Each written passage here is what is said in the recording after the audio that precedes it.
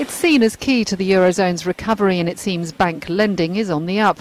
New data shows the rate of lending last month grew at its fastest pace since early 2012. Credit to companies was 0.9%, up from 0.2%. It continues a trend started in 2014 when the ECB announced its asset buying programme. But banks remain constrained, says Commerzbank's Peter Dixon. They're not opening the taps in quite the same way that perhaps the ECB would like. I think we need to see a lot more data showing further increases before we can say that the QE policy is working. The ECB has another problem too, headline inflation. It stands at 0.2%, weighed down by an oil slump and a slowing global economy.